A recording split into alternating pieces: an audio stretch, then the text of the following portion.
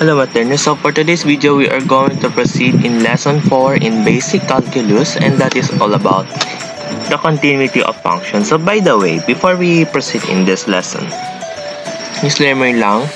So yung mga lessons from the past lessons, from the first lesson in calculus or pre-calculus, so from lesson 1 to lesson 7, that is all about the analytical geometry, and I was discussing from lesson 10 to lesson 15 in pre-calculus, that is all about trigonometry. And now in basic calculus from lesson 1 and lesson present and at the rest, so that is all about the differential calculus. So kung edited ko na yung aking classroom, makikita nyo doon naka-content siya based sa aking pag-upload ng PowerPoint presentation. So now proceed na tayo dito. So I'm not mistaken, you are already familiar what is the meaning of continuity. Ibig sabihin that is from the root word of continue. Okay, so let us begin.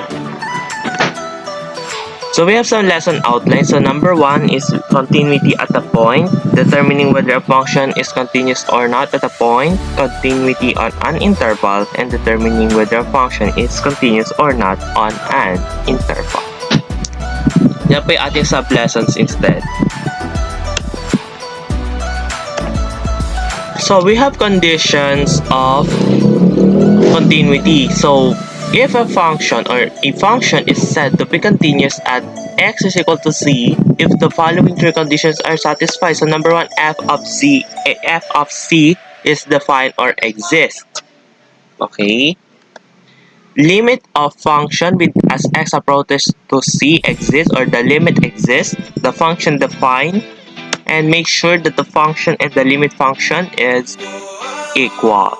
Okay. So what if one of those three are not satisfied? Kung isa sa tatlong ito ang hindi satisfied, kung isa ay wala. Sige nga. If at least one of these conditions is not met, function is said to be discontinuous or discontinuous at x is equal to c. So, next, continuous function at intervals. So, number 1, continuous at a, the open interval from a to b. Second one is the function is continuous at leftmost interval a. So, naka-close interval siya. Leftmost close interval. So, make sure that the leftmost interval is defined, the function is defined, the limit exists from the left, and make sure that it's equal, the function and the limit functions. Third one is the function is continuous at rightmost close interval, or b. Make sure that the function is defined, limit exists from the right, and make sure that it's equal. Yun lang. Now, we have that, like what I've said a while ago. If one of three conditions are not satisfied, we will consider it as discontinuous function. What are the three types? Excuse me.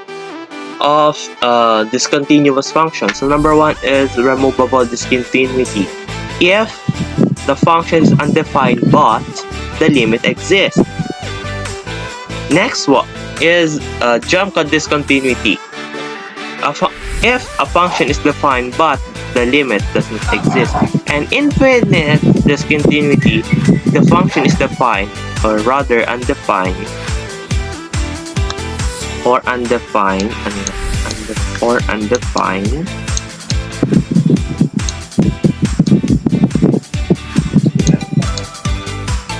or the limit has a positive and negative infinity. So that's from the word infinite. Infinite discontinuity. Excuse me. So solve problem number 1. So a function of x raised to 5th power minus 5x minus 4 at x is equal to negative 1/2. So first we are going to check if the function is defined. So Okay, based on my solution, that is defined. Since the function of 1/2 or the f of negative 1/2 is equal to negative 49 over 32. Next one is x raised to 5th power. The limit of x raised to 5th power minus 5x minus 4 as x approaches to negative 1/2. So, ganun din. So, that is here. And the function is equal to x raised to 5th power minus 5x minus 4 is continuous at x plus 1/2. Or pwede nyo naman ding ilagay, masyado lang akong pauso eh. So, pwede nyo rin siyang ilagay as x at x is equal to negative 1/2. But I rather use as a factor, as a algebraic expression such as x plus 1/2. Kayo, bahala kayo kung gusto nyo ganito, naka-equation siya or expression. Let us proceed in solve problem number 2. So, syempre, ito, pansin nyo, automatically, undefined siya. So, ngayon, ang inyong function is indeterminate. So, based on the properties of algebraic expression, kapag let a is equal to all numbers, so, this is undefined. Kapag ganito, indeterminate. Kasi parehas 0, both dividend and divisor. Therefore, function is undefined at x is equal to 1.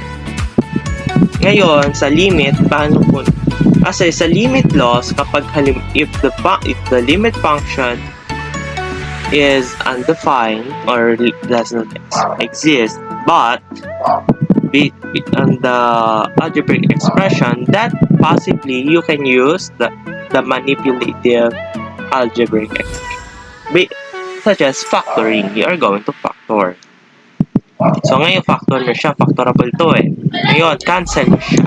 Ano matitira? X plus 1. So, now, sa kanya na siya i-substitute. So, 1 plus 1 is hindi 11. Instead, that is 2. Okay?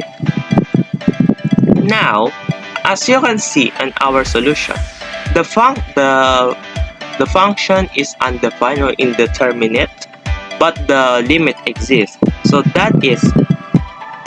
So the function of x squared minus 1 all over x minus 1 is removable discontinuity at x minus 1. Next, as you can see, this is called the piecewise function. So, ngayon I'm not mistaken, you already encountered this kind of function in your general mathematics. But unfortunately, I forgot to discuss this in my general mathematics content. Let me try this to discuss the whole lesson of piecewise function if I have enough time. Now, in functions, as you can see, alin dito ang may equal? So, ito. So, sub x is less than or equal to 1. So, kaya ito yung ginamit natin. Ngayon, by finding the limit from both left and right.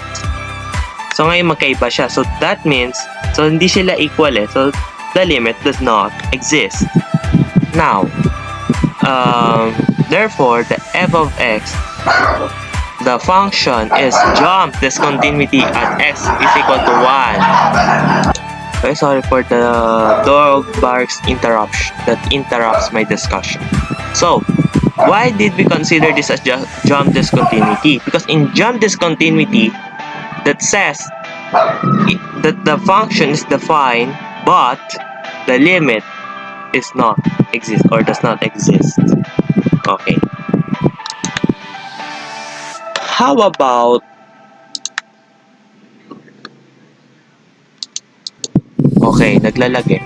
So now, automatic makikita nyo undefined siya. Di naman kasi pwede maging 0 ang denominator, hindi ba? So now, next. So naglalag yung ano ko eh.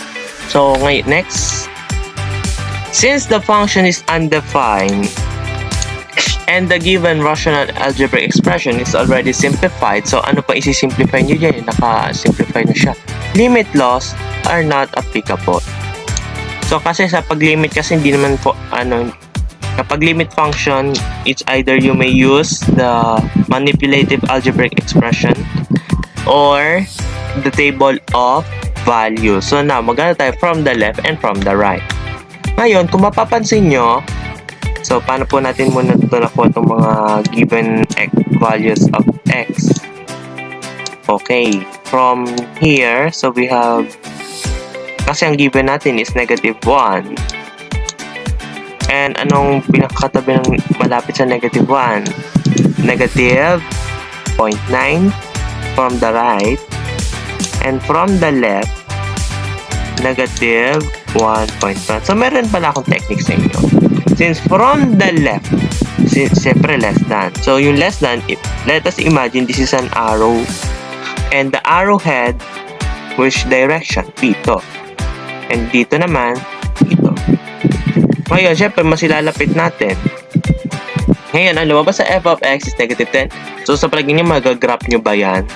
Yung negative 1,000 or yung positive 1,000. So, that consider as what?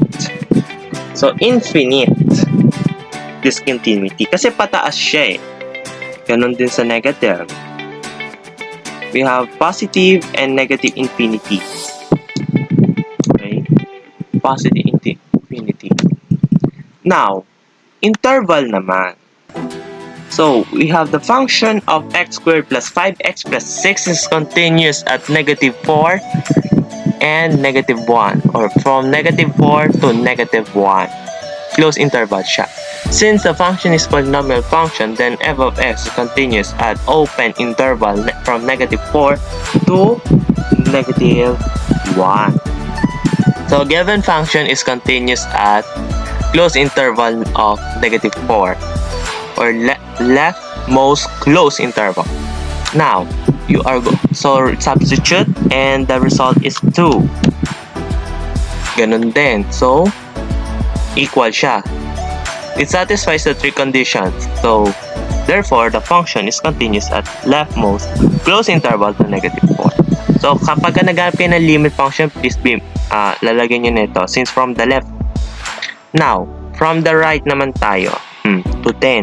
So, continuous din siya sa negative 1. Now, f of x is equal to x squared plus 5x plus 6 is a continuous function at close interval from negative 4 to negative 4. So, yun lang.